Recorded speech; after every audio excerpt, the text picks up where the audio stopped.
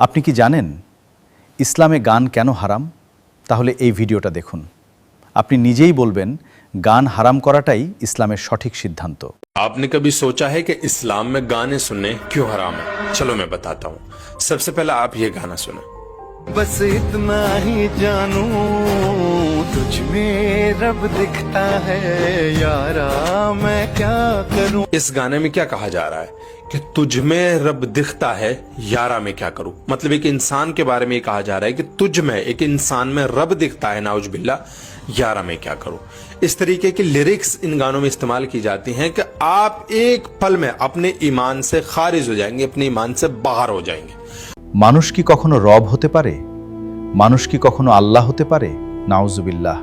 জীবন্ত মানুষকে আমি শিরকের আগুনে পুড়তে দেখছি।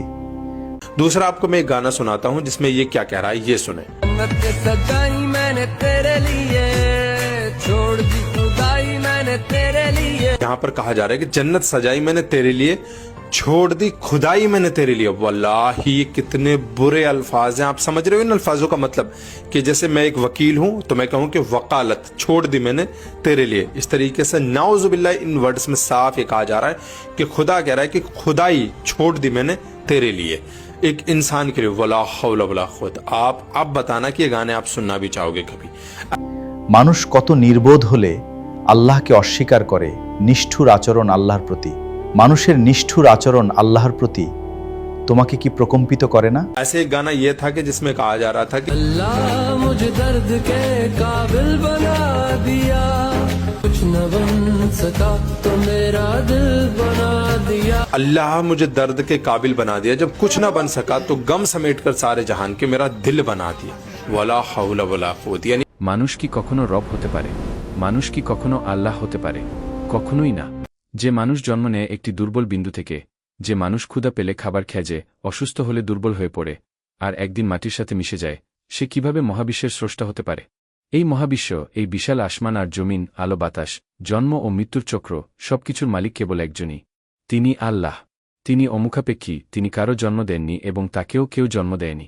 যখনই কোনো মানুষ নিজের ক্ষমতা, অহংকার বা অন্ধমোহের বসে নিজেকে বা অন্য কাউকে আইনদাতা, ভাগ্যবিধাতা কিংবা উপাস্যের আসনে বসাতে চায়, তখনই জন্ম নেয় ধ্বংসাত্মক এক বিশ্বাস, যার নাম শিরক। আল্লাহ তাআলা সব গুনাহ ক্ষমা করলেও শিরকের অপরাধ ক্ষমা না করার ঘোষণা দিয়েছেন, কারণ এটি সরাসরি স্রষ্টার সার্বভৌমত্বে আঘাত হানে। আসুন নিজের অহংকারকে বিসর্জন দিয়ে কেবল এক আল্লাহর সামনে মাথা নত করি। আমাদের জীবন, মৃত্যু, আশা এবং ভরসার কেন্দ্রবিন্দু যেন কেবল সেই পরম সত্তাই হন, যার কোনো শরিক নেই। আল্লাহ এবং তার একাত্মবাদ হল ইসলামের ভিত্তি। আমরা কেউ আল্লাহর অসীম ক্ষমতা সম্পর্কে জ্ঞান রাখি না। একথা অত্যন্ত সত্য। তাওহীদ বা একত্ববাদ হল ইসলাম ধর্মের মূল ভিত্তি এবং আমানের মূল শেকড়। পবিত্র কুরআনে আল্লাহ তাআলা ঘোষণা করেছেন, কুল হুয়াল্লাহু আহাদকে বলুন, তিনি আল্লাহ, এক ও অদ্বিতীয়। এই একত্ববাদের উপরেই গোটা ইসলাম ধর্ম প্রতিষ্ঠিত।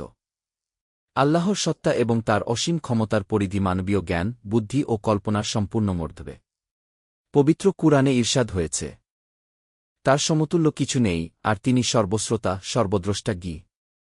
সূরা আশ-শূরা, আয়াত 11। মানুষের জ্ঞান সীমিত, তাই সীমিত জ্ঞান দিয়ে অসীম সত্তাকে পুরোপুরি উপলব্ধি করা বা তার ক্ষমতার পূর্ণতা অনুধাবন করা মানুষের পক্ষে অসম্ভব। আমাদের সাধ্য কেবল এতটুকুই যে, আমরা তার অসীম কুদরত, সৃষ্টিজগতের নিপুণতা এবং তার দেওয়া হিদায়াতের উপর বিনম্রচিত্তে ঈমান আনি এবং তারই ইবাদতে নিজেদের সঁপে দিই।